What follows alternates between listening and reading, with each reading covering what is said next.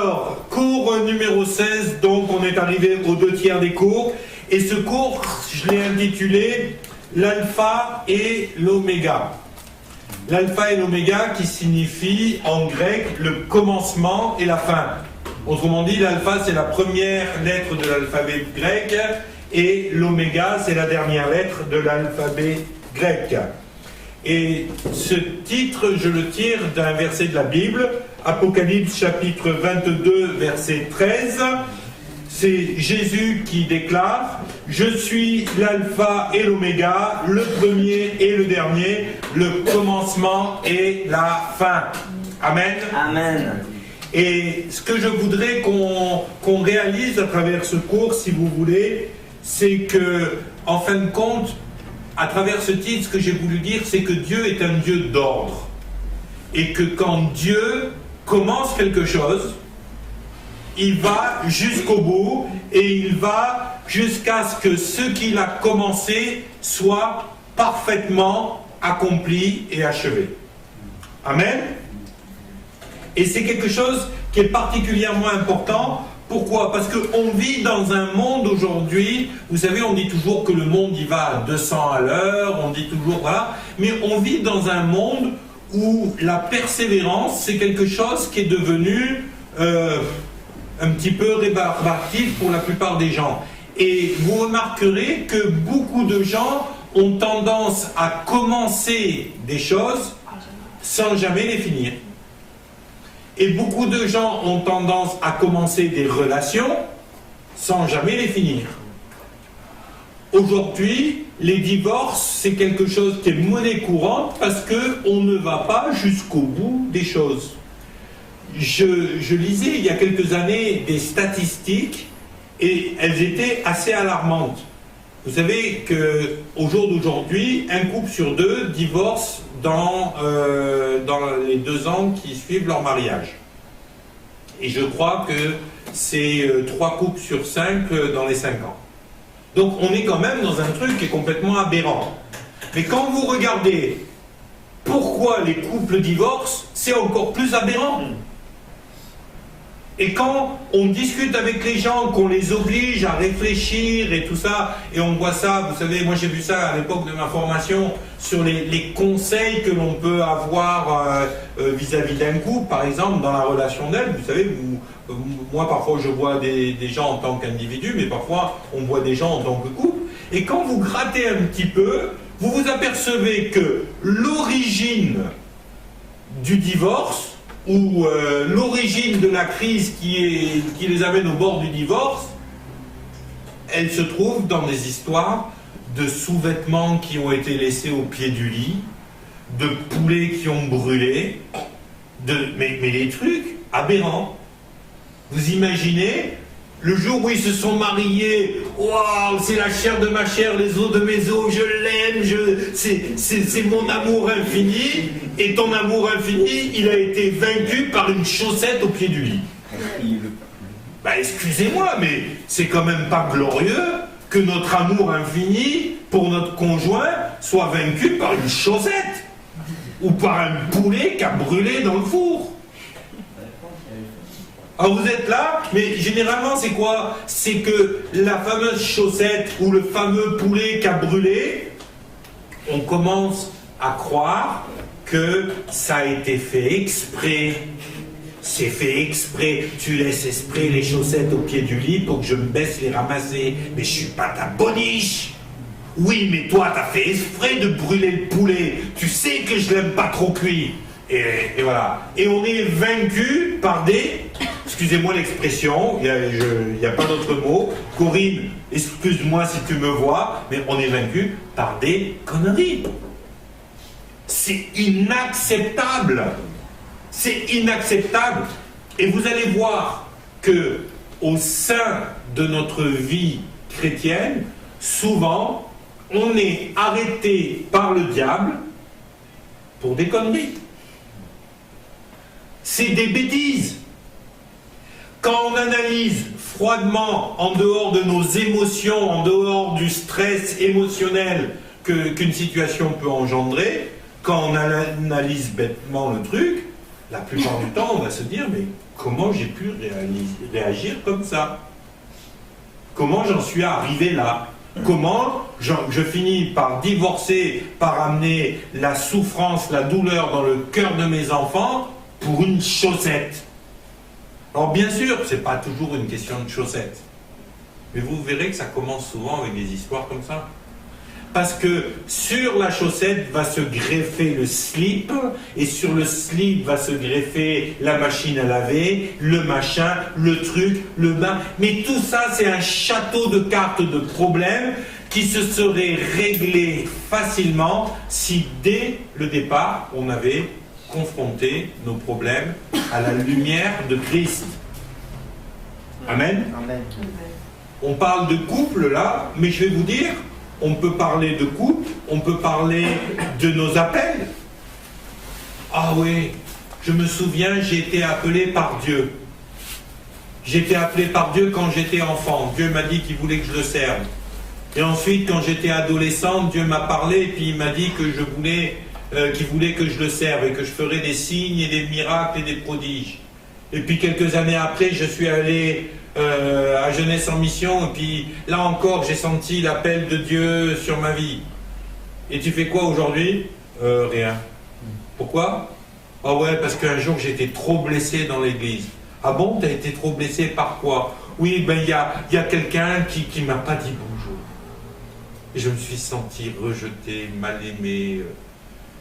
Et quand tu grattes bien, ce jour-là, le pauvre gars, il avait un P de travers, il était fatigué, peut-être qu'il s'est fait prendre la tête sur la route en venant, il y a quelqu'un qui lui a fait une queue de poisson. Vous savez, le diable, il est malin, il va mettre toutes les pièces du puzzle en marche, et puis il va arriver à l'église, et puis il va se dire « Ah, enfin, j'arrive à l'église, et puis là, à l'église, je vais être accueilli parce que c'est ma famille, c'est mes frères et sœurs en Christ. » Et la première personne qui voit l'église, c'est quelqu'un qui a vécu les mêmes problèmes en venant sur la route. Et les deux, ils arrivent là, et puis l'autre, il dit « Ah, il va me sauter au cou, il va m'embrasser. » Et blanc, le gars, il lui met un vent.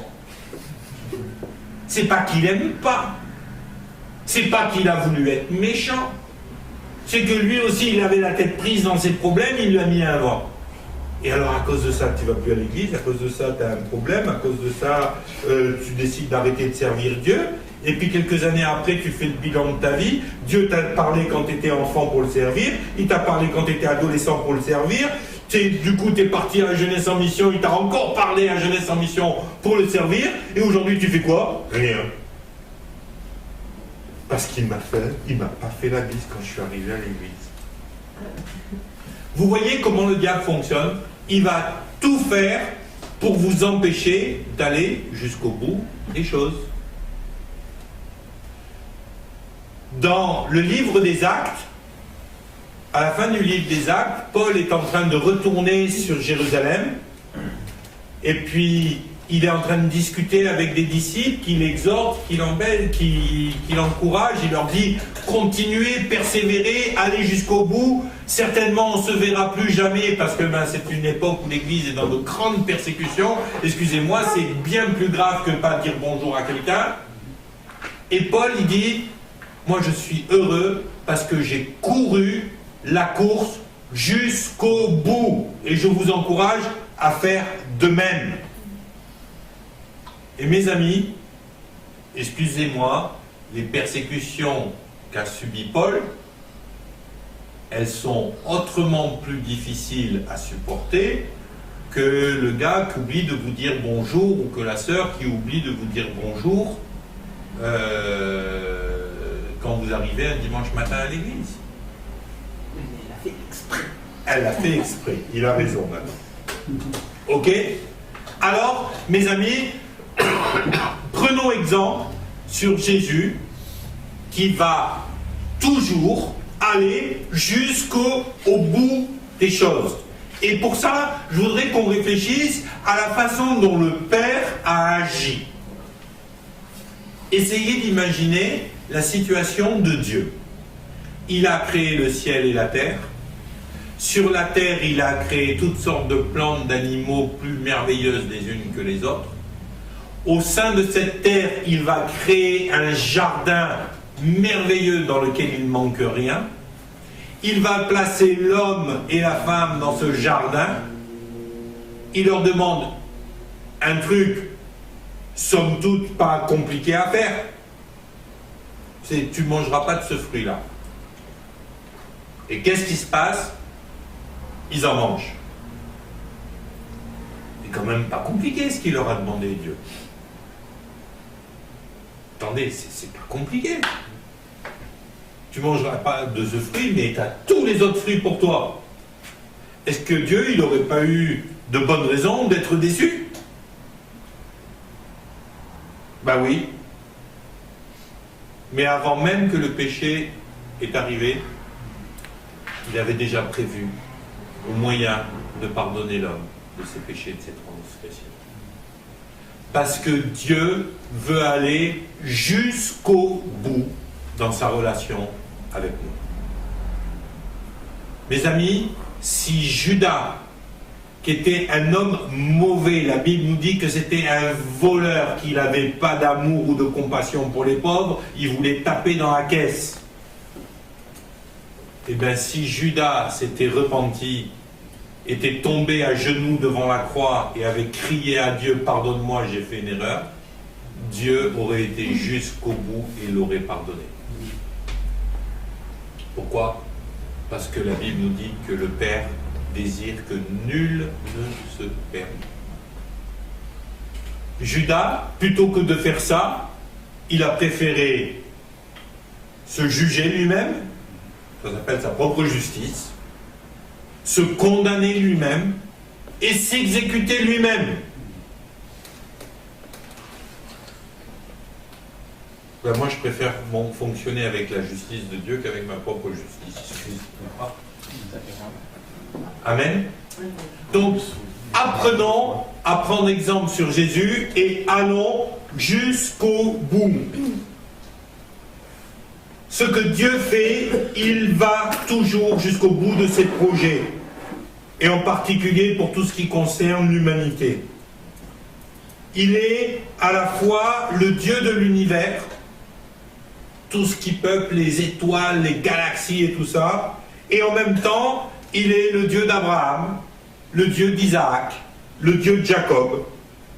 Il est le Dieu de Moïse, le Dieu de David, le Dieu de Michaël, le Dieu de Fabien, le Dieu d'Annabelle, le Dieu de Davidson. Il est le Dieu de chacun d'entre nous. Pourquoi? Parce qu'il veut aller dans la vie de chacun d'entre nous jusqu'au bout. Et Dieu va travailler sans relâche jusqu'à ce que tout ce qu'il a prévu dans notre vie soit accompli. Il va d'abord travailler sans relâche pour que nous puissions, chacun d'entre nous, entrer dans son plan de rédemption pour notre vie. Autrement dit, il va travailler sans relâche jusqu'à ce que nous soyons sauvés. Ensuite, il va travailler sans relâche pour que chacun d'entre nous, une fois qu'on est sauvé, nous puissions découvrir la destinée qu'il a pour nous, le plan qu'il a pour nous. Car je connais les projets que j'ai pour toi. Dieu a des projets de destinée et il va travailler sans relâche jusqu'à ce que nous comprenions quelle est notre destinée en Christ. Ensuite, il va travailler sans relâche jusqu'à ce que nous soyons parfaitement équipés pour rentrer dans notre destinée en Christ. Et enfin, il va travailler sans relâche jusqu'à ce que nous puissions accomplir. Ce qui signifie quoi accomplir? Ce qui signifie aller jusqu'au bout, finir. Un accomplissement, c'est quand j'ai été jusqu'au bout, que j'ai fini. J'ai accompli ma tâche, c'est-à-dire que je suis allé jusqu'au bout de ma tâche. J'en ai pas fait un petit peu, j'en ai pas fait 60%, j'en ai pas fait 99%, j'en ai fait 100%. Ça veut dire ça, accomplir.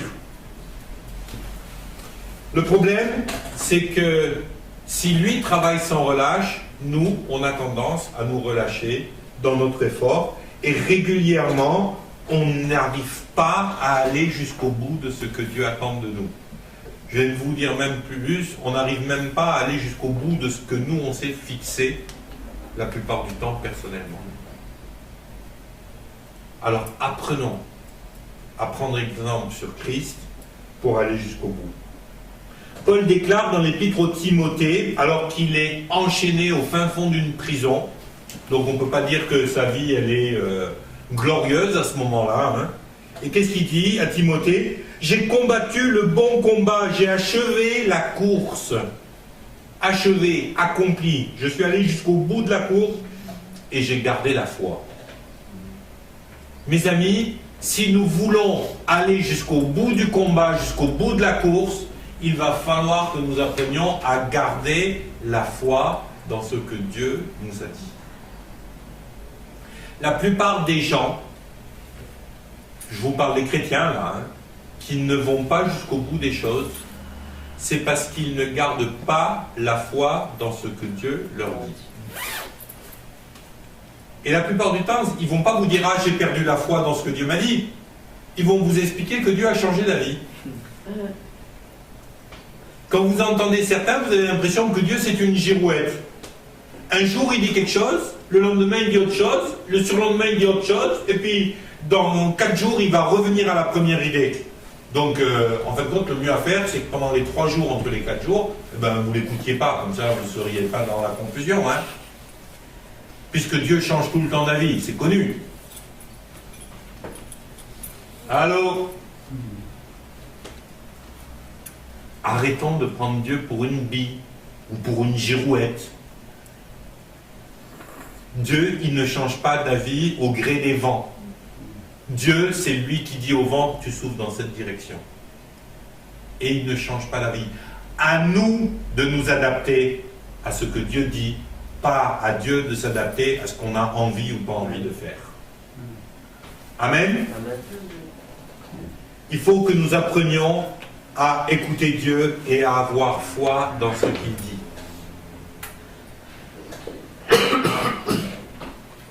Alors la première étape, on a vu, c'est le salut. Et quand on regarde, en fin de compte, la façon dont Dieu travaille, on va s'apercevoir que nos églises sont remplies de gens qui ont reçu le plan de rédemption de Dieu. Qui est-ce qui est sauvé au milieu de nous? Levez la main. Amen. Pourquoi vous êtes sauvés? Parce que vous avez cru en la grâce accordée par le Père en Jésus-Christ. Ok? Je pense que 90%, 99% des chrétiens dans les églises ont compris ça et ils ont reçu le plan de Dieu pour la grâce. Donc, la première étape du travail de Dieu, qui est de travailler sans relâche jusqu'à la rédemption des gens, on peut dire que c'est une première étape qui a été accomplie dans notre vie. En tout cas, moi je sais que Dieu il a fait un bon boulot dans cette étape, parce que moi je suis dans la grâce de Dieu aujourd'hui, et je suis sauvé. J'ai reçu la rédemption en Jésus-Christ, parce que j'ai placé ma foi, et je peux vous garantir que Dieu, il a bossé sérieusement. Parce qu'entre la première fois que des gens m'ont témoigné de l'évangile et le moment où je me suis converti, j'en ai envoyé bouler un paquet de chrétiens. Et Dieu le premier. Et pourtant, il est revenu avec compassion, avec grâce, il est revenu à la charge, jusqu'à ce que je sois sauvé. Amen. Donc la première étape, on s'aperçoit qu'il y a plein de gens qui rentrent dans cette première étape, et merci Seigneur parce qu'ils sont sauvés, et que le but c'est quand même que les gens soient sauvés. Le but principal de Dieu, c'est que nul ne se perde, donc gloire à Dieu pour ça. Et moi je suis vraiment très content, et je prie pour qu'il y ait de plus en plus de gens parmi nous qui nous levions pour servir Dieu dans cette première étape, et que nous soyons collaborateurs avec Christ pour que les gens rentrent dans cette première étape qui est l'étape du salut. Comment on fait pour être collaborateur avec Christ? En prêchant l'évangile, ou en intercédant pour ceux qui le font, ou en priant pour la nation, pour notre pays, ou en finançant des campagnes d'évangélisation ou de mission, ou en mettant à disposition notre voiture pour transporter un ministère qui prêche, ou en faisant n'importe quoi qui va nous permettre à un moment ou à un autre d'aider à ce que le message de l'évangile soit prêché. Et ça, c'est l'appel de chacun d'entre nous. Amen. Tout le monde n'est pas appelé à témoigner dans la rue parce que c'est compliqué. Pour certains, j'imagine Annabelle avec sa timidité, je ne sais pas si demain matin elle ira dans la rue avec un mégaphone pour dire repentez-vous, Jésus veut vous sauver. Par contre, ce que je sais, c'est que Annabelle est capable de passer 1 heure à genoux pour crier, pour intercéder, parce qu'elle sait qu'il y a quelqu'un dans la rue. Amen. Ou je sais qu'Annabelle, elle est capable d'être ici au cybercafé, et quand quelqu'un est touché dans la rue ou qu'il est invité à venir boire un café, elle est capable de l'accueillir, de lui offrir une tasse de café, de s'asseoir, de l'écouter, de partager, de discuter dans une relation 1 à 1, et elle sera tout à fait capable de faire partie de l'équipe qui va amener le salut. Mes amis, ne croyez pas que vous êtes disqualifiés si vous n'êtes pas capable de témoigner dans la rue ou que vous n'êtes pas capable de témoigner sur une estrade. Vous n'êtes pas disqualifiés, vous avez un autre appel et un autre rôle. Amen. Amen. Donc, première étape, on peut tous y aller et on est tous capables de faire en sorte que l'évangile soit prêché. Et on sait que ça a été vrai pour nous et c'est vrai pour chaque personne qui passe devant ce cybercafé ce soir. Dieu les a tant aimés qu'il a donné son Fils Jésus-Christ afin que s'ils croient en lui, ils ne périssent pas, mais ils aient la vie éternelle. Amen. Moi, ce soir, j'étais témoigné à Alain Darmon, le gars qui a les scooters là-bas, MBK, parce que je lui ai dit que j'étais pasteur, lui, je sais qu'il est juif, et puis je lui ai dit combien on honorait les juifs, et puis combien on aimait Israël, qu'on venait de passer du temps dans la prière, et que vendredi soir, on faisait une ouverture de Shabbat, et que s'il voulait, il était le bienvenu de passer. Joseph ne va pas être content. C'est pas grave, je jeûnerai s'il faut. Mais je pense pas qu'il passe, mais voilà. Mais voilà. Et je lui ai dit combien je voulais honorer le peuple juif et combien j'honorais Israël et combien j'avais de l'affection pour les juifs et que il était toujours le bienvenu pour venir boire un café et discuter de Dieu avec moi, même si lui se dit agnostique. Voilà. Ça, c'est faire partie de l'équipe pour la première étape du plan de Dieu qui est d'amener les gens au salut. Amen. Deuxième étape. Essayez d'imaginer que vous êtes friand de fraises. Qui c'est qui aime les fraises ici? Ah, moi j'aime les fraises. T'aimes les fraises, Davidson? Tu n'aimes pas ou tu connais pas? J'aime pas. T'aimes pas les fraises? Bon, tant pis pour toi, t'es disqualifié pour la deuxième étape. Alors. Imaginez que vous êtes friand de fraises. Et tous les ans, vous attendez avec impatience que la saison des premières fraises arrive et que les premières fraises apparaissent sur le marché. Et puis un jour, vous vous dites, tiens, on va faire mieux que d'habitude, plutôt qu'attendre qu'il y ait des fraises vendues au marché, puisque jardin partagé, Nathan s'occupe des jardins partagés, je vais planter des fraises dans ma parcelle. Alors vous allez, vous achetez des semences, vous grattez la terre, vous la retournez, vous mettez tout ce qu'il faut dedans, de l'engrais, du fumier, vous plantez vos petits blés de fraises, là vous plantez tout ça, vous mettez les bâches noires pour pas qu'il y ait d'herbe, vous arrosez, vous êtes là, vous essayez d'imaginer, entre le moment où vous avez semé les fraises et le moment où vous allez les manger, il va se passer des semaines.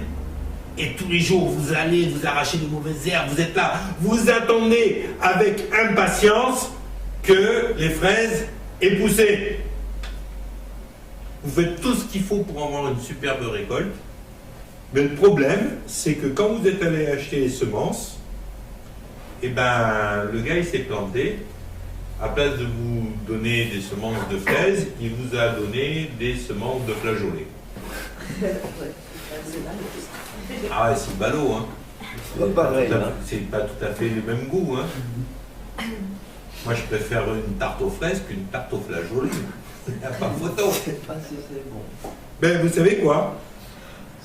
J'ai l'impression que c'est ce genre de sentiment que Dieu il doit avoir régulièrement. J'ai l'impression que Dieu, parfois, il doit être frustré parce qu'il regarde, il dit, punaise, j'ai planté des chrétiens, mais qu'est-ce qui pousse là? C'est quoi le truc qui pousse? C'est une tarte au flageolet ou quoi? Mais vous savez, lorsque nous lisons la Bible, et que nous voyons que Dieu a un plan et une volonté, il a un plan pour notre vie, vous savez, il n'impose son plan à personne, Dieu. Mais ce qu'il veut, c'est que nous puissions rentrer avec toute notre volonté, parce qu'il ne nous a pas créés comme des robots, il veut que nous puissions rentrer dans sa volonté. Il nous a sauvés pour que nous puissions rentrer dans sa volonté. Il a mis Adam et Ève dans ce jardin pour que Adam et Ève puissent accomplir sa volonté. Mais le problème, c'est qu'il y a tellement de rébellion dans le cœur de l'homme que la plupart du temps, on ne s'intéresse pas tant que ça à la volonté de Dieu. La plupart du temps, on est là en train de se dire oui, non, mais la volonté de Dieu, moi j'ai envie de faire autre chose. Et c'est facile de faire autre chose. Et vous savez, quand on est chrétien et puis qu'on a un minimum d'expérience du christianisme, mais on est même capable de faire des choses qui sont comme du Canada Dry évangélique. Vous connaissez le Canada Dry? Ça avait la couleur de l'alcool, ça avait un nom qui sonnait comme un goût d'alcool, mais ce n'était pas de l'alcool, et Lionel, il s'est fait piéger. Et bien moi je vais vous dire, parfois on est là et on fait des choses pour Dieu qui n'ont rien à voir avec ce que Dieu attend de nous. Et moi j'ai discuté avec des gens un jour, mais j'étais abasourdi quoi.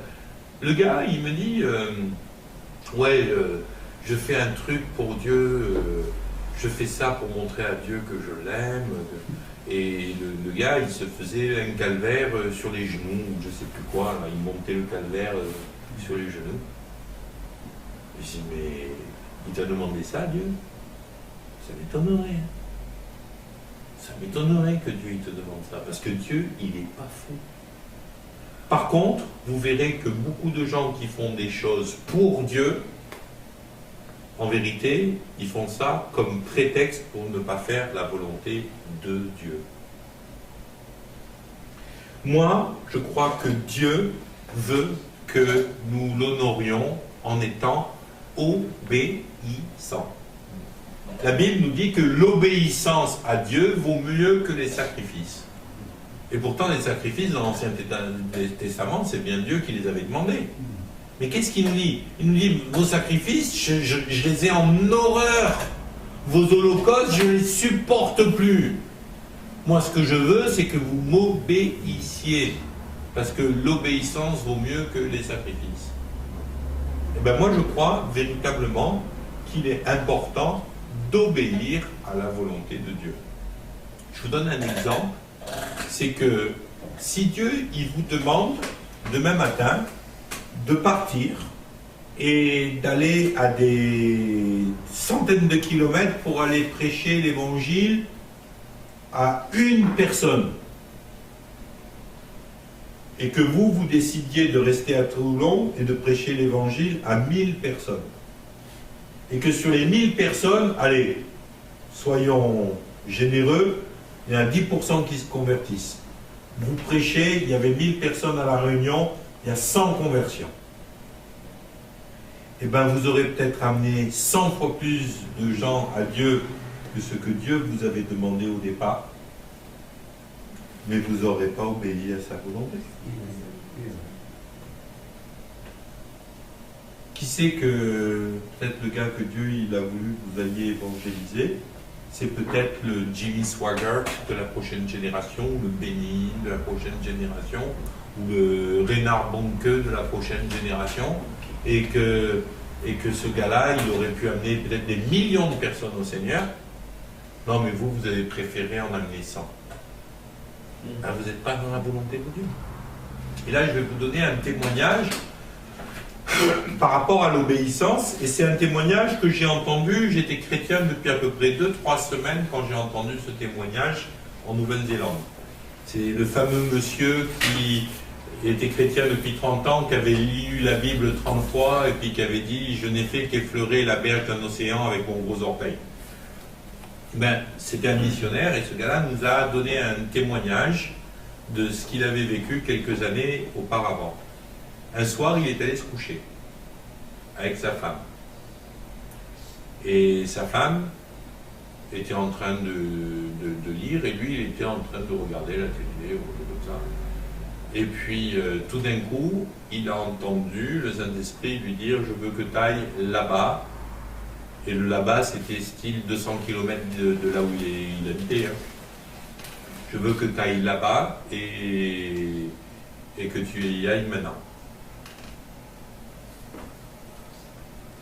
Seigneur, tu veux que je prenne la voiture, que je fasse 200 km pour aller là-bas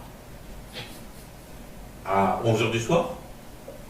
Rien de moi, Satan. Et le gars, il a fallu que le Saint-Esprit fasse pression pendant près de 1 heure ou 2 pour que le gars se lève. Et là, il dit à sa femme, écoute, je crois que Dieu veut que j'aille là-bas. Et sa femme, elle dit, va si tu crois que Dieu veut que tu ailles là-bas. Moi, je dors. Le gars se lève, il s'habille, il prend sa voiture. Il roule. Et il roule 200 km. Et en Nouvelle-Zélande, je vais vous dire, c'était pas surtout à l'époque, c'était pas les autoroutes, c'était tout des petites départementales et des petites nationales. Hein. Pas de grandes autoroutes à l'époque où ça lui arrive. Et à un moment donné, le gars est en train de rouler, il est en train de passer, de rouler sur un pont, et il arrive sur le pont, et là le Seigneur lui dit, arrête ta voiture. Donc le gars, il garde la voiture à la fin du pont. Ok, Seigneur. Et là le Seigneur lui dit, tu vas descendre dans le ravin. Imaginez, c'est 2 heures du matin, il fait nuit, le mec il vient de rouler 200 km, il est arrêté en rase campagne, et là Dieu lui demande de descendre au fond d'un ravin alors qu'il n'y voit rien. Il lui demande de descendre au fond du ravin. Alors le gars il s'est dit, ben, j'ai fait 200 km, au point où j'en suis, je descends. Il descend au fond du ravin. Il arrive tout en bas au fond du ravin. Et là, le Seigneur lui dit, prêche l'évangile.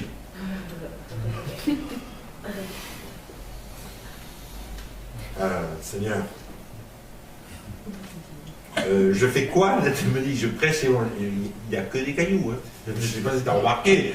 Je suis en rase campagne, au fond d'un ravin, avec un pont qui passe 40 mètres au-dessus de ma tête, et c'est 2 heures du matin, et tu me demandes de prêcher l'évangile pour des cailloux. J'ai déjà fait les 200 km, je suis déjà descendu au fond du ravin sans rien y voir, quitte à me casser le cou, tant qu'à faire, autant obéir jusqu'au bout. Et le gars prêche l'évangile aux cailloux.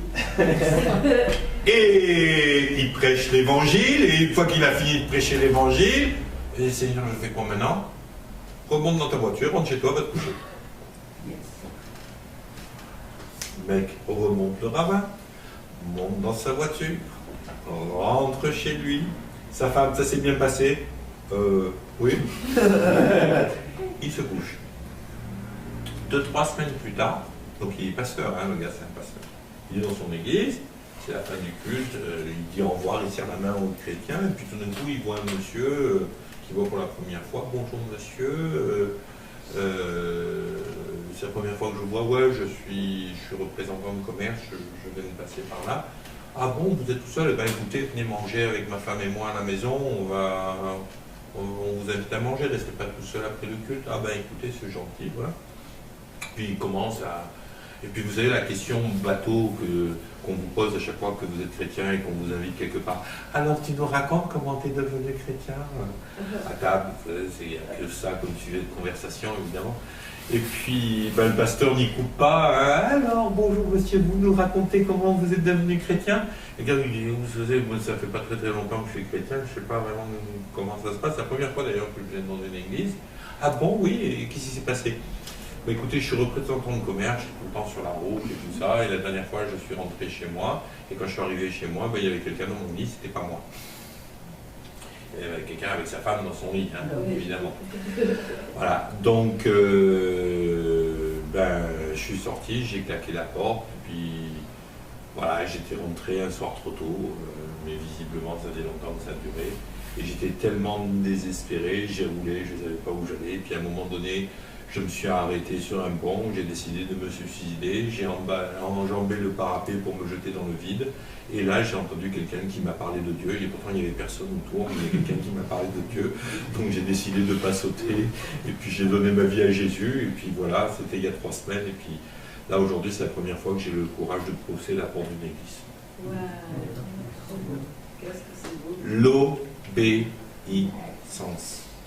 Je vais vous dire, moi, c'est la première chose que j'ai entendue. Je crois que c'est la 2e fois que j'allais à l'église quand j'ai entendu ça en Nouvelle-Zélande. C'est beau quand même. Mais quand j'ai entendu ça, je me suis dit, mais Dieu, bon, vous connaissez comment Dieu, moi, il m'a transporté à travers la Nouvelle-Zélande, dans du stop, jusqu'à une maison que je voulais voir, mais que je ne savais même pas que j'étais en train d'y aller. Et bien, quand j'ai entendu ça, j'ai dit, waouh, heureusement qu'il y a des gens qui obéissent à Dieu. Ouais. Ouais. L'obéissance. Dieu a un plan, et vous savez pourquoi lorsque Jésus disait qu'il avait 100% de résultats à ses prières, pourquoi Jésus arrivait à avoir 100% de résultats à ses prières? Parce qu'il n'y avait rien, il n'y avait aucun conflit entre la volonté de Jésus et la volonté du Père. Jésus dit, tout ce que je fais, je le fais parce que je le vois faire au Père. Et quand Jésus est angoissé et au bord du désespoir, qu'il est tellement désespéré qu'il sue des gouttes de sueur et de sang mélangés, quand Jésus est angoissé parce qu'il sait qu'il va mourir crucifié, c'est pas une mort facile, c'est pas quelque chose de doux, c'est pas une balade de santé, il va être flagellé, on va lui planter des épines sur la tête, on va l'insulter, lui faire porter un madrier sur son dos alors qu'il a le dos en sang, et on va le clouer sur une croix. Il y a de quoi être angoissé. Et bien encore là, il dit, Seigneur, si cette coupe peut s'éloigner de moi, mais pas ma volonté, la tienne. Pas ma volonté, la tienne. Jésus n'a jamais eu sa volonté en conflit avec la volonté du Père. Si nous voulons rentrer dans cette 2e étape du travail de Dieu dans notre vie, et si on ne veut pas rester simplement des gens sauvés, mais qu'on veut être des gens utiles entre les mains de Dieu, alors il va falloir accepter de faire tomber tout conflit entre notre volonté et la volonté de Dieu. Amen. Moi, je vais vous dire une chose. Dieu ne change pas d'avis facilement. Quand Dieu vous dit de faire quelque chose, sachez que Dieu le dit, il ira jusqu'au bout, jusqu'à ce que vous ayez fait les choses. Si vous décidez de tourner le dos aux choses de Dieu, même en disant oui, mais Dieu m'a parlé, Dieu, alors hier il t'a dit blanc, aujourd'hui il te dit noir, mais si vous fonctionnez comme ça, vous n'arriverez jamais à rentrer dans la volonté de Dieu. Par contre, si vous dites Seigneur, pas ma volonté, mais la tienne, alors là, vous allez voir la gloire de Dieu. Vous savez, on voit dans la Bible, vous lirez ça dans le cours, mais il y a plein d'histoires de gens qui ont préféré obéir à Dieu plutôt qu'à ce qui était bon et juste pour eux, humainement parlant. Prenez l'exemple de Jonathan, le fils de Saül. Jonathan, c'est un homme particulier. L'appel de Dieu est, pour sa vie, il est clair. Je ne pense pas qu'on puisse croire que le plan que Dieu il avait pour Jonathan, c'est qu'il meure au fond d'une bataille sur une colline de Judée. Je ne pense pas que c'était le plan de Dieu. Et pourtant, c'est comme ça que Jonathan va mourir. Et on voit ça dans le premier livre de Samuel, chapitre 31. Dieu ne voulait pas qu'il en soit ainsi. Dieu voulait que Jonathan soit auprès de David au moment où David il deviendrait roi d'Israël à la place de Saül, le père de Jonathan. Mais Jonathan, il avait sa propre idée sur ce qui était bon de faire. Et alors qu'il avait fait cette promesse en disant à David qui serait amis à jamais, qui seraient ensemble à jamais et tout ça, et bien à un moment donné, Jonathan, il a préféré rester auprès de Saül, son père, alors qu'il savait que Saül, son père, avait été rejeté par Dieu, plutôt que de rester auprès de David qui avait reçu l'onction de Dieu. Moi, je pense qu'à un moment donné, il aurait été logique que Jonathan il dise à son père, écoute, ce que tu fais, c'est pas juste. Ce que tu fais, c'est pas la volonté de Dieu. David, c'est mon ami, c'est une amitié qui a été établie par Dieu, et ce que tu fais, c'est pas juste en voulant tuer David. Et là, je pense que Jonathan aurait vécu et vécu longtemps et heureux avec David, avec qui ils avaient fait une alliance. C'est pas ça qui s'est passé. Il est mort, Jonathan, pour quelque chose qu'il pensait être juste. Il pensait que c'était bien de rester fidèle à son père jusqu'au bout et de fonctionner avec son père. Il avait certainement des tas de raisonnements qui l'ont poussé à faire ça et d'aller à l'encontre du plan de Dieu en fin de compte. Et vous savez, parfois, c'est très évangélique d'avoir des tas de raisonnements pour savoir ce qui est bien et ce qui est mal. Mais je vous rappelle que l'arbre dont il ne fallait pas manger, c'était justement l'arbre de la connaissance du bien et du mal. Pourquoi ? Parce qu'avec la connaissance du bien et du mal, la plupart du temps, on se croit capable de décider nous-mêmes plutôt que de laisser Dieu décider à notre place.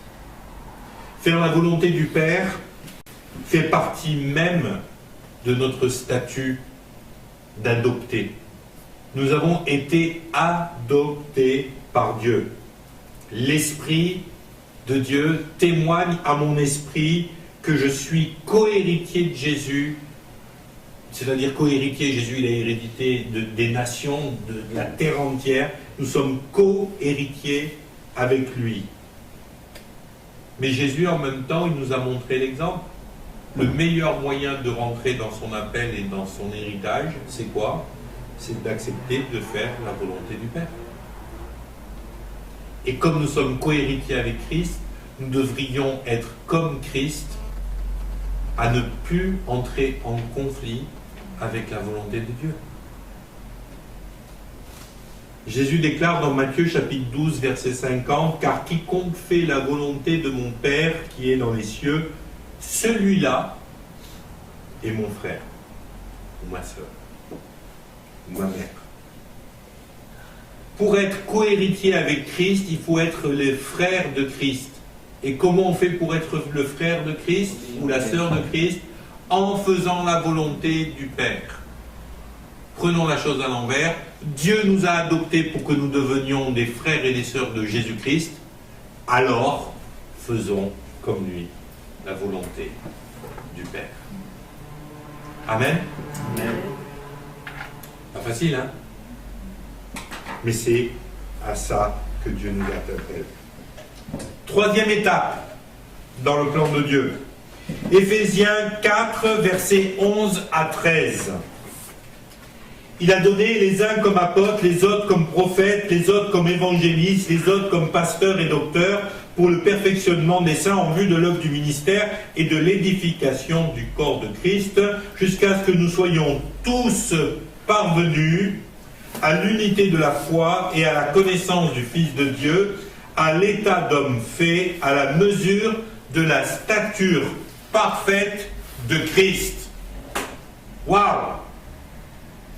Dieu, il ne nous envoie pas pour faire sa volonté avec nos faiblesses humaines. Il nous envoie pour faire sa volonté en nous amenant à arriver à la stature parfaite de Christ. Amen? Est-ce que vous croyez que c'est possible? Amen. Autrement, Dieu, il ne le dirait pas. Et comment est-ce que Dieu fait ça? En établissant dans l'Église quoi? Eh bien, des apôtres, des prophètes, des évangélistes, des pasteurs, des docteurs. Autrement dit, Dieu a établi des ministères pour travailler au perfectionnement de chacun d'entre nous. Afin que nous puissions arriver, chacun d'entre nous, à l'unité de la foi et à la stature parfaite d'hommes et de femmes complètement réalisés en Christ. Amen. Donc, première étape, il nous a amenés dans le salut. Deuxième étape, il veut nous révéler ses plans et sa volonté afin que nous puissions l'accomplir. Troisième étape, il nous donne les moyens d'y arriver. Parce que si Dieu nous demande de faire des choses dont on est incapable, ce serait stupide. Ça n'aurait pas de sens. Donc Dieu nous a donné les 5 ministères pour établir le corps de Christ en tant que corps, mais en tant qu'individu. Et là, je vais vous dire encore une chose, on en revient au même système par rapport à la volonté de Dieu. Où est-ce que Dieu fait travailler les 5 ministères? Au sein de l'église locale. Amen? Amen. C'est bien ça qu'il dit, pour l'édification de l'église, du corps de Christ. Dieu fait travailler les 5 ministères au sein de l'église locale. Dieu vous envoie dans une église locale et il vous envoie pour que vous soyez préparés par lui afin de rentrer dans l'appel qui est le vôtre. Le problème, c'est qu'il y a des tas de gens qui foutent jamais les pieds à l'église locale. Il y a des tas de gens qui courent d'un séminaire à un autre, d'une manifestation à une autre, mais qui n'auront jamais l'occasion de grandir à la stature parfaite de Christ, tout simplement parce qu'ils ne se mettent jamais au contact et au bénéfice des ministères que Dieu a établis. Pourquoi Dieu a établi les ministères? Pour nous équiper. Pourquoi il veut nous équiper? Pour que nous puissions être capables de réaliser notre destinée. Pourquoi il veut que nous en soyons capables? Parce que notre destinée, c'est ce qu'il y a de meilleur pour nous et qui veut notre bonheur. Amen? Amen. Alors, apprenons à dire oui, Seigneur. Et apprenons pour ça à marcher dans l'humilité. Dans cette troisième étape, une des choses qui fait le plus défaut aux chrétiens la plupart du temps, c'est l'humilité. Combien de fois j'ai vu des gens qui étaient en chemin, en formation, en préparation, et qui ont tout arrêté en cours de route parce qu'à un moment donné, ils pètent un câble dans l'orgueil. Je me souviendrai toujours, il y a quelques années en arrière, je discutais avec un ami à moi. Il a travaillé pendant, je sais pas, 2 ans ou 3 ans pour économiser sous après sous pour aller faire une école biblique. Mais il s'est crevé la patate pour ça. Il s'est crevé la patate. Et il est allé faire l'école biblique et au bout de 3 ou 4 mois qu'il était à l'école biblique, il ne supportait plus, il en avait marre, il a tout arrêté. Il a tout arrêté. Ben, je peux vous garantir que quelques années après, il s'est mordu les doigts. Parce que d'abord, il a passé 3 ou 4 ans à se crever la patate, quelque chose qu'il n'a pas eu en fin de compte. Hein. Mais en plus de ça, et ben 3 ou 4 ans après avoir fait l'école, avoir été censé faire l'école biblique, il n'a rien devant lui, et il n'est pas bien, il n'est pas rentré dans le plan de Dieu, et tout ça. Et quand on discutait, ben, je disais, mais où est-ce que tu as perdu le chemin? Où est-ce que tu t'es planté? Parce que moi, je vais vous dire une chose, quand vous vous êtes planté quelque part, retournez là où vous vous êtes planté, demandez pardon à Dieu, et remettez-vous en marche. Alors il m'a dit, ouais, mais c'est compliqué, t'imagines, j'ai plus un rond, j'ai plus les moyens, j'ai plus ça, et puis maintenant je bosse, et puis maintenant j'ai un boulot, je vais faire comment, je ne peux pas reprendre une année comme ça dans mon travail. Bah ouais. Et là, il a toutes les bonnes excuses possibles et imaginables pour pas rentrer dans la volonté de Dieu. Hein. Mais c'est dommage, parce qu'il est en train de passer à côté de ce que Dieu avait pour lui. Et moi, à chaque fois qu'on se voit, là j'étais dans le Jura il n'y a pas longtemps, malheureux comme une pierre, hein. Malheureux comme une pierre, parce qu'il passe à côté de la volonté de Dieu.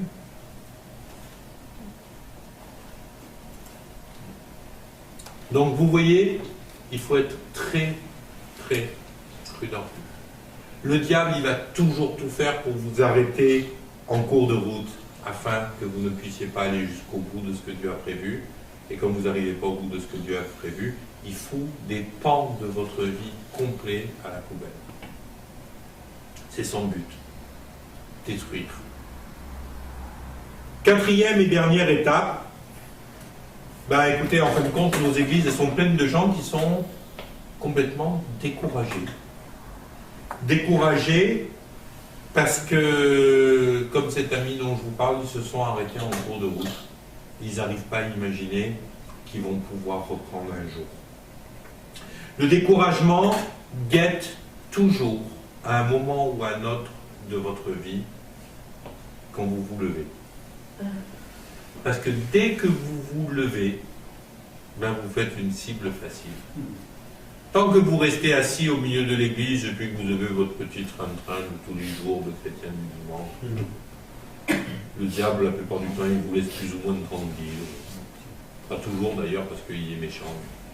Mais par contre, il y a un moment donné où vous vous levez, et là, le diable, il vous tire dessus à boulet rouge. Et il y a plein de gens qui souffrent de découragement. Il est normal qu'à un moment ou à un autre, nous soyons découragés. Ça a été le cas de plein de gens. Ça a été le cas de plein de gens dans la Bible, ça a été le cas des plus vaillants héros, ça a été le cas de Jésus lui-même. Jésus, dans le jardin de Gethsémani, il était découragé. Mais comme il voulait faire la volonté de Dieu, le Père lui a envoyé des anges pour le réconforter. Mes amis, ne croyez pas que vous êtes un mauvais chrétien si vous êtes découragé à un moment donné. Vous croyez que moi je ne suis pas découragé par moment ? Il y a des moments donnés où je suis découragé. Il y a des moments donnés où j'ai envie de baisser les bras. Il y a des moments donnés où je dis, mais Seigneur, waouh, c'est pas pour ça que j'ai signé, quoi. Et ce ne serait pas naturel que ça n'arrive pas. Mais au moment où vous allez être découragé, c'est la réaction que vous allez faire qui va changer la donne ou pas. Soit vous vous laissez aller au découragement en disant non, non, je ne peux pas continuer, c'est trop difficile, j'y vais plus. Soit vous dites à Jésus, eh bien Seigneur, je vais faire comme toi. Père, pas ma volonté, mais la tienne. J'ai plus de force, je suis découragé, et ben c'est pas grave, toi tu as des forces pour le. Et je décide d'aller jusqu'au bout des choses. Et moi je crois que beaucoup de chrétiens à ce moment-là font le mauvais choix. Ils sont découragés et ils décident de tout lâcher parce qu'ils sont découragés, alors que parfois la bénédiction elle est juste derrière. Et là, je voudrais vous parler d'une histoire qui est très très intéressante dans la Bible. C'est l'histoire de Naaman. Naaman, c'est un homme de pouvoir. C'est un homme de fortune.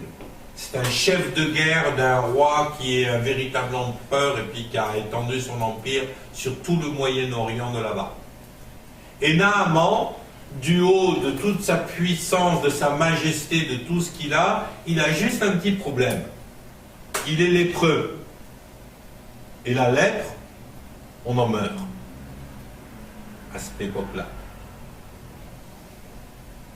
Et il y a une petite servante, une petite esclave qui vient d'Israël et qui dit à Naaman, tu sais, chez moi là-bas, il y a un prophète, et je suis sûr que si tu allais le voir, il trouverait une solution pour que tu sois guéri. Alors vous imaginez quand même le contraste. Lui, c'est le deuxième homme le plus fort de la nation, de l'Empire. Il est riche, puissant, militairement parlant à tous les égards. Il est le deuxième personnage de l'Empire. Et elle, c'est une petite fille, et en plus une esclave, et en plus une juive. Et en plus, elle s'adresse à lui. Et là, il va avoir l'humilité de dire, de toute façon, j'ai tout essayé, pourquoi pas ça? Et il va aller vers cette petite fille. Il va prendre une directive et il va partir. On va dire, ouais, ça y est, tout est gagné, c'est merveilleux. Première étape. Première étape, il a entendu, entre guillemets, l'évangile. Vous êtes d'accord, c'est pas l'évangile, hein? Mais c'est comme pour nous, notre première étape, il a entendu l'évangile. Deuxième étape, il se met en marche. C'est la volonté de Dieu, amen. Il se met en marche, il y va. Et puis, il n'y va pas avec le dos de la cuillère, hein. Il y va avec une caravane chargée de cadeaux. Et c'est un long voyage, hein, de chez lui à chez le prophète. Hein. C'est pas comme si il partait en bagnole à la Seine-sur-Mer. Hein. C'est des jours et des jours avec une caravane à traverser des rivières, des déserts, des plaines, des montagnes, pour pouvoir arriver chez le prophète. Et en chemin, il cogite. Et c'est là que le problème commence. Il cogite, il se dit, ouais, je vais arriver, le prophète, il va faire ça, il va faire ça. Il va m'imposer les mains, il va crier, ouais, dans le nom de Jésus, sois guéri, avec le mieux qui t'entre. Et le problème, c'est que le prophète, qui en esprit l'a vu arriver, envoie son serviteur à sa rencontre avec un tout autre programme que celui qu'il a imaginé. Le serviteur, il arrive, il lui dit, mon maître, il veut rien de tes cadeaux, il te dit juste, va te tremper 7 fois dans le Jourdain. Et là, Naaman, et il était bien parti, il a eu l'humilité d'entendre le message de la petite fille, il s'est mis en route. On pourrait dire qu'il est bien parti sur le coup. Attendez, il y en a, ils refusent le message. Il y en a, ils l'entendent, mais ils ne se mettent jamais en route. Lui, il a entendu le message, il le met en œuvre, il se met en route. Mais là, il pète un câble. Mais c'est pas possible. Moi, j'imaginais que le prophète allait sortir. Attends, je suis le deuxième personnage le plus important, quand même, de l'Empire. Oh! Et là, c'est l'orgueil, hein, vous savez. J'imaginais que le prophète allait au moins sortir vers moi, quoi. Au moins même poser les mains, quoi, au minimum, quoi. J'imaginais que le pasteur, il allait au moins me faire une onction d'huile, quoi.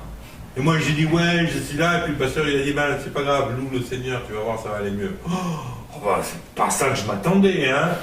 Je m'attendais au moins à ce que le pasteur m'impose des mains, et au moins qu'il me dise bonjour, au moins qu'il me dise, venez, les frères, on va prier pour notre pauvre ami qui est lépreux. Ben non, c'est pas ça.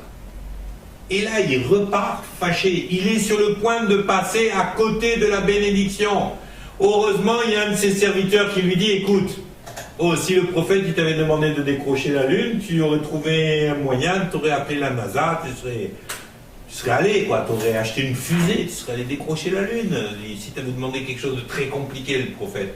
Alors pourquoi tu ne fais pas un truc qui est aussi simple que ça, quoi? Se tremper dans le Jourdain, c'est quand même pas compliqué. Amen. Et là, Naaman, il est ramené par son serviteur dans le bon sens et il va vers le Jourdain. Mais essayez d'imaginer la situation à ce moment-là. Il a écouté une petite fille. Il s'est fait bouder par le prophète. Il s'est fait remonter les bretelles par un de ses serviteurs. Mais imaginez la situation.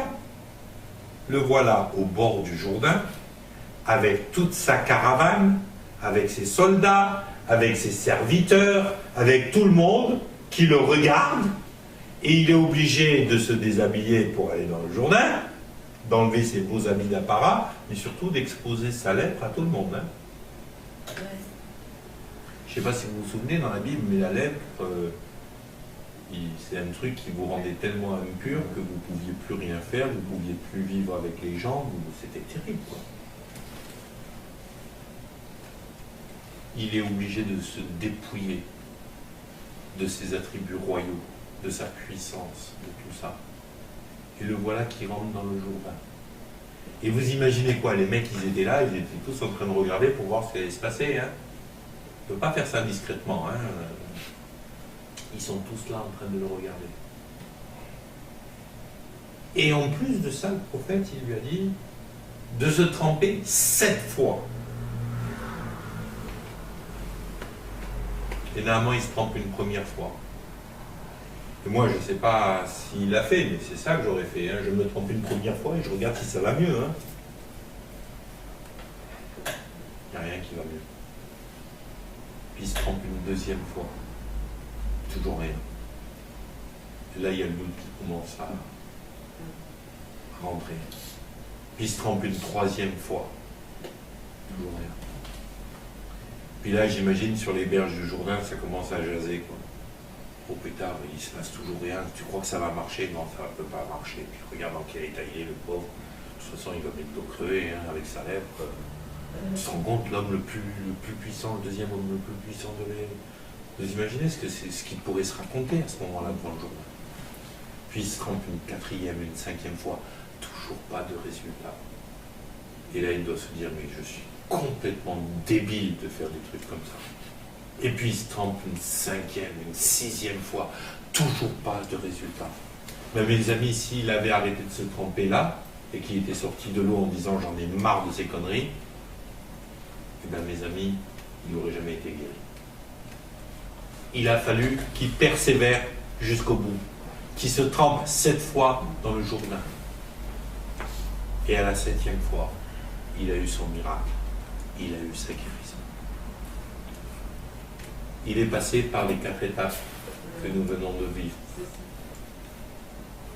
L'acceptation de la petite fille, de son message qui est complètement aberrant, comme l'est le message de l'Évangile à vue humaine. L'acceptation de se mettre en marche pour accomplir sa destinée. L'acceptation de persévérer même quand c'est compliqué, même quand c'est difficile, même quand il se sent humilié, même quand il n'a pas compris. Parce qu'à un moment donné, il faut que son caractère soit forgé. Et lui qui a tellement l'habitude d'être obéi, eh ben, il a besoin qu'un ministère, dans le cas là c'est un prophète, vienne lui apprendre la soumission et l'humilité et l'obéissance. Pour qu'il puisse être comme Christ, à la stature parfaite de Christ, c'est-à-dire obéissant jusqu'au bout, et qui rentre dans cette obéissance. Et là, il a eu son miracle. Lorsque Jésus est mort à la croix, ses dernières paroles ont été « Tout est accompli. Je remets mon esprit entre tes mains, Père. » Tout est accompli. C'est accompli. Ce que Christ devait faire est accompli. Est-ce que chacun d'entre nous, au moment où nous retournerons auprès du Père, nous pourrons dire tout est accompli? C'est à ça que Dieu nous appelle. Et c'est possible. Parce que Dieu connaît toutes choses. Bien sûr qu'il y a du travail. Mais c'est possible. Parce que tout est possible à celui qui croit. Amen. Et ce n'est pas par mes forces, ni par mon intelligence, mais c'est par l'Esprit du Seigneur. Amen. Amen. Amen. Le devoir pour la semaine prochaine est le suivant. Réfléchissez dans votre vie à quelque chose qui a été commencé, mais qui n'a pas encore été fini. Et priez pour que tout soit accompli dans ce domaine de votre vie. Et si Dieu vous demande qu'il faut vous repentir de certaines choses, repentez-vous des choses que Dieu vous demande. Et si vous sentez que Dieu vous dit remets en marche certaines choses, remettez en marche des choses que Dieu vous a demandées. Ça peut être des choses toutes simples, et ça peut être des choses peut-être plus compliquées, mais commencez, n'ayez pas peur de commencer par les petites choses, parce que en étant fidèle dans les petites choses, la Bible nous dit que Dieu nous en confie de plus grandes. Amen. Donc soyez fidèles dans les petites choses. C'est un de mes cours préférés. Que le Seigneur vous bénisse. Et je vous donne rendez-vous jeudi prochain. Merci.